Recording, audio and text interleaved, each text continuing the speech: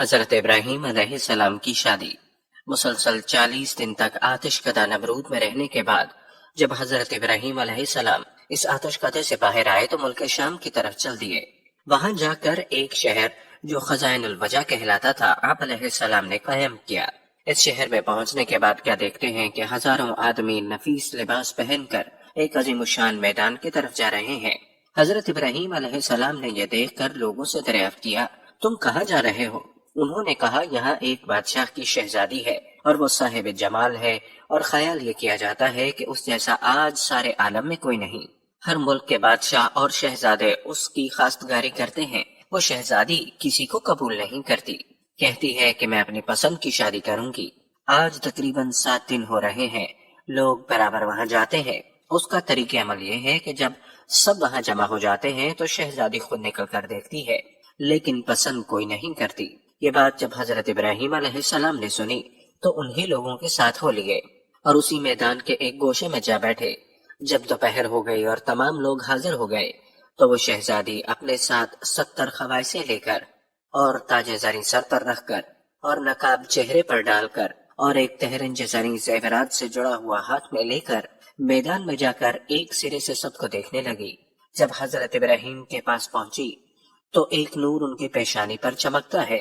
वो शहजादी इस नूर को देखकर उनके हुस्न जमाल पर आशिक हो गई और तहरन जजीरी को हजरत इब्राहीम अलैहिस्सलाम की गोद में डाल दिया और खुद तख्त पर जा बैठी। उसके बाद बादशाह वक्त के लोग हजरत इब्राहीम अलैहिस्सलाम को बादशाह के पास ले गए। दर हकीकत वो नूर जिस पर शहजादी आशिक हुई वो नूर मोहम्मदी सल्लल्लाहु अलैहि वसल्लम था, जो हजरत इब्राहीम अलैहिस्सलाम की पेशानी पर जाहिर हुआ था। बादशाह ने उसे देखकर अपनी बेटी की तरफ निगाह की और कहा, है बेटी, नेक शौहर तूने पाया मगर मर्द गरीब है, कुछ फायदा नहीं। सब उमरा ने मिलकर हजरत इब्राहीम अलैहिस्सलाम से उसकी शादी कर दी और तमाम रसूमात बादशाह ने अदा की और सारे शहर में खुशी हुई। कससुल अंबिया। ये भी बाज रिवायतों से मालूम होता है कि मानंद सायरा खातून और हव्वा अलैहिस्सलाम के ना कोई हुस्न जमाल में हुआ न होगा।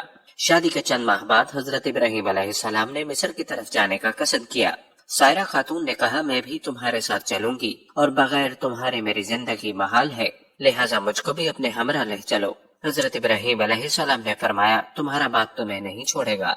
सायरा खातून बोली, मेरे बाप की कदर तुम्हारे वजूद के सामने मेरे नजदीक कुछ भी नहीं। अगर छोड़ेगा नहीं, मैं बेहुक्म उसके तुम्हारे साथ चलूंगी, क्योंकि तुम्हारे बगैर मेरी जिंदगी महाल और वबाल है। फिर सायरा खातून ने अपने बाप से रुखसत मांगी, उसने उनको इजाजत दे दी। तब हजरत इब्राहीम अलैहिस्सलाम सायरा खातून को लेकर शहर से निकले और अल्लाह का हुक्म भी यही था। रास्ते में कुछ लोगों ने कहा, ए इब्राहीम, मिस्र का बादशाह बहुत जालिम है और वो औरतों की ख्वाहिश बहुत रखता है और बिलखसूस अरूसे नू का बहुत ज्यादा शाइक है और बहुत जल्द उसकी तरफ माइल हो जाता है। उसके रास्ते पर 10-10 आदमी मुतय्यन रहते हैं। जो कोई मालो असबाब मिस्र लेकर जाता है तो उसको पकड़कर उसका माल महसूल ले लेता है, और अगर कोई सौदागर औरत के साथ ले जाता है तो वो इस औरत को भी छीन लेता है। यहाँ से हजरत इब्राहीम अलैहिस्सलाम की दूसरी शादी की इब्तिदा हो रही है। ये सुनकर हजरत इब्राहीम अलैहिस्सलाम अंदेशा करने लगे, क्योंकि हजरत इब्राहीम अलैहिस्सलाम नामूस में बुजुर्ग थे और सायरा खातून के बराबर हसीना सारे जहां में कोई औरत न थी। इस राह के सिवा जाने के वास्ते कोई दूसरी राह भी न थी। हजरत इब्राहीम अलैहिस्सलाम ने एक संदूक बनाकर सायरा खातून को इसमें छुपाकर कुफर लगा दिया और संदूक को ऊंट पर कसवा दिया। जब शहर में जा पहुंचे तो महसूल वाले आकर संदूक खोलने लगे ताकि उसकी जिन्स देखकर इसके मुताबिक इसका महसूल लें। इस पर हजरत इब्राहीम अलैहिस्सलाम ने फरमाया, संदूक मत खोलो, इसका महसूल जो होगा वो मैं दूंगा। अगर तुम ये चाहो तो संदूक के वजन के बराबर सोना चांदी भी ले लो तो भी तुमको दे दी जाएगी। ये सुनकर वो और भी ज्यादा इश्तियाक हुआ कि नामालूम इसमें क्या चीज है, जरूर खोलना चाहिए। चुनाचे उन्होंने बिला इसरार इस संदूक को खोला तो देखते हैं कि एक औरत साहिब जमाल हुस्न उसमें बैठी है, जिसका सानी अगर तलाश भी किया जाए तो मिलना नामुमकिन है। जब महसूल वाले हजरत इब्राहीम अलैहिस्सलाम और सायरा खातून को बादशाह के नजदीक लेकर गए तो बादशाह मलऊन ने पूछा, ये औरत तुम्हारी है? हजरत इब्राहीम अलैहिस्सलाम ने बादशाह को जवाब दिया जो इस्लामी जवाब था। आप अलैहिस्सलाम ने फरमाया, ये मेरी बहन है। बीवी को बहन कहना साबिका शरीयत में दुरुस्त था। ये जवाब सुनकर इस मलऊन ने कहा, तुम मुझे अपनी बहन को दे दो। तब हजरत इब्राहीम अलैहिस्सलाम ने फरमाया, वो अपनी जात की मालिक है, سائرہ خاتون نے کہا پناہ مانگتی ہوں میں اللہ سے۔ وہ ملعون یہ سن کر ہنسا اور حکم دیا کہ ان کو حمام میں لے جاؤ، نہلا دھلا کر، لباس فاخرہ پہنا کر، خوشبو سے معطر کر کے میرے پاس لاؤ۔ ملعون کے حکم پر ایسا ہی کیا گیا۔ اللہ نے حضرت جبرائیل علیہ السلام کو بھیجا کہ پردہ حضرت ابراہیم علیہ السلام کی آنکھوں سے اٹھا دے، تاکہ حضرت ابراہیم علیہ السلام وہ تمام گفتگو جو ملعون حضرت سائرہ خاتون کے ساتھ کرے سن سکے اور ان کے تمام حالات آنکھوں سے دیکھ سکے۔ جب جمال مبارک حضرت سائرہ خاتون کا اس ملعون نے دیکھا تو فوراً اس نے دست درازی کا قصد کیا۔ اسی وقت اس کا ہاتھ شل اور خشک ہو گیا۔ پھر اس نے چاہا کہ بے ادبی کرے، تب اللہ کے حکم سے اپنے زانوں تک زمین میں دھنس گیا۔ جب اس کا کوئی بس نہ چل سکا تو کہنے لگا یہ عورت تو جادوگر ہے۔ حضرت سائرہ خاتون نے اس ملعون سے کہا اے بدبخت، میں جادوگر نہیں ہوں، لیکن خامد میرا خداوند قدوس کا دوست ہے جو سب کی نگہبانی کرنے والا ہے اور اللہ کی درگاہ میں دعا کرتا ہے تاکہ تو مجھے بے عزت نہ کر سکے۔ یہ سن کر اس نے توبہ کی، فی الفور ہاتھ اس کا درست ہو گیا، زمین نے بھی اس کو چھوڑ دیا۔ پھر جب دوسری مرتبہ سائرہ خاتون کی طرف نگاہ بد سے دیکھا تو اسی وقت اندھا ہو گیا۔ تب اس ملعون نے کہا اے بی بی معصوم، میرے حال پر دعا کرو اور میں اس کام سے ہمیشہ کے لیے توبہ کرتا ہوں۔ جب سائرہ خاتون نے دعا کی تو اللہ کے حکم سے اس کی آنکھیں اچھی ہو گئیں۔ پھر جب حالات ٹھیک ہو گئے تو غلبہ شیطانی سے عہد شکنی کرنا چاہی کہ حضرت سائرہ خاتون پر دست دراز ہوں، تو اس وقت تمام بدن اور اس کا خشک اور شل ہو گیا اور پھر آنکھیں جاتی رہیں۔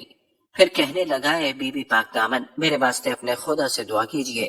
حضرت سائرہ خاتون بولی اے بدبخت، یہ دعا میری نہیں بلکہ میرے شوہر جو میرے ساتھ ہیں ان کی دعا ہے، جو اللہ کے دوست ہیں، اگر وہ چاہے تو تجھے معاف کریں یا نہ کریں۔ تب اس نے کہا کہ ابراہیم علیہ السلام کو یہاں لاؤ۔ اس کے بلانے پر جب حضرت ابراہیم علیہ السلام وہاں تشریف لے گئے تو اس ملعون نے کہا اے ابراہیم، مجھے معاف کر دیجئے، میں نے آپ پر بڑا ظلم کیا اور میں اب توبہ کرتا ہوں۔ حضرت ابراہیم علیہ السلام نے اس بادشاہ سے کہا یہ میرے حکم سے نہیں، یہ سب خدا بند قدوس کے حکم سے ہوتا ہے جو تمام جہاں کا رب و مالک ہے۔ دیکھو خدا کی مرضی کیا ہے، اسی کے مطابق کرنا ہوگا۔ اسی وقت حضرت جبرائیل علیہ السلام نے آ کر فرمایا اے ابراہیم، خدا تعالیٰ نے تمہیں سلام کہا اور فرمایا کہ جب تک یہ تمام ملک اور خزانہ تم کو نہ دے دے تم ہرگز اس سے راضی نہ ہونا۔ پھر حضرت ابراہیم علیہ السلام نے اس بادشاہ سے بات کہی کہ میرا رب ایسا فرماتا ہے۔ بادشاہ نے یہ باتیں سنتے ہی تمام سلطنت اور اپنا خزانہ حضرت ابراہیم علیہ السلام کو دے دیا۔ یہ کیفیت ہونے پر حضرت ابراہیم علیہ السلام نے اس بادشاہ کے حال پر دعا کی۔ اس کی دعا کی برکت سے صحت اور تندرستی پائی۔ مروی ہے کہ حضرت ابراہیم علیہ السلام نے اس مملکت کے 2 حصے کر کے جو جانب قنعان تھا وہ آپ علیہ السلام نے خود رکھ لیا اور باقی جو بچا اسی کو واپس کر دیا۔ بادشاہ نے ایک صاحبزادی 2 شیزہ نیک خوبصورت صاحب جمال لا کر حضرت سائرہ خاتون سے کہا اے نیک بخت بی بی، میں نے تمہاری بے حرمتی کی کوشش کی اور میں نے تم کو دیکھ کر اندیشہ بد کیا۔ تمہارے عفو معاف کرنے کے شکرانے میں یہ بی بی ہاجرہ تم ہی کو دیتا ہوں، اور جو گناہ اور تقصیریں مجھ سے ہوئی معاف کیجیے۔ حضرت ابراہیم علیہ السلام حضرت سائرہ خاتون اور بی بی ہاجرہ کو لے کر کنعان کو چلے۔ راستے میں حضرت سائرہ خاتون اپنا حال جو بادشاہ کے ہاں گزرا تھا وہ بیان کرنے لگی۔ حضرت ابراہیم علیہ السلام نے کہا اے سائرہ خاتون، تم خاطر جمع رکھو، اب کچھ اندیشہ مت کرو، اللہ نے اپنے فضل و کرم سے میری آنکھوں کے سامنے پردہ غیب اٹھا دیا۔ جو باتیں تجھ پر گزرتی تھی مجھ پر سب ظاہر ہو جاتی تھی، اور جو تم کرتی اور کہتی تھی سو وہ میں دیکھتا اور برابر سنتا تھا۔ بعد اس کے حضرت سائرہ خاتون نے بی بی ہاجرہ کو حضرت ابراہیم علیہ السلام کی خدمت میں دے دیا۔ مصر سے نکلے ہوئے 10 سال کا عرصہ گزر چکا، لیکن حضرت سارہ اولاد کی نعمت سے اب تک محروم رہی، حالانکہ اللہ نے حضرت ابراہیم علیہ السلام سے اولاد دینے کا وعدہ فرمایا تھا۔ حضرت سائرہ خاتون نے حضرت ابراہیم علیہ السلام سے کہا مجھے تو اولاد کی طرف سے نا امیدی ہو چکی ہے، آپ ہاجرہ سے عقد کر لیجئے کہ اللہ نے اولاد دینے کا وعدہ فرمایا ہے تو شاید اسی سے کوئی اولاد ہو۔ حضرت ابراہیم علیہ السلام نے حضرت سائرہ خاتون کی خواہش کے موافق حضرت بی بی ہاجرہ سے عقد کر لیا۔ اللہ کی شان کے 1 سال بعد ہی ان کے بطن سے حضرت اسماعیل علیہ السلام پیدا ہوئے۔ کتاب الزواج الانبیاء۔ حضرت سائرہ خاتون کی وفات کی تھوڑی مدت بعد حضرت ابراہیم علیہ السلام ایک اور عورت کو اپنے نکاح میں لائے جن کا نام قطورہ یا کنتورہ تھا، جس کے بطن سے 6 بیٹے پیدا ہوئے۔ حضرت ابراہیم علیہ السلام نے ایک اور عورت سے بھی نکاح کیا جس کا نام حجورہ تھا۔ کتاب مذکور میں اس بیوی کا نام حجون یا حجین بھی لکھا گیا ہے۔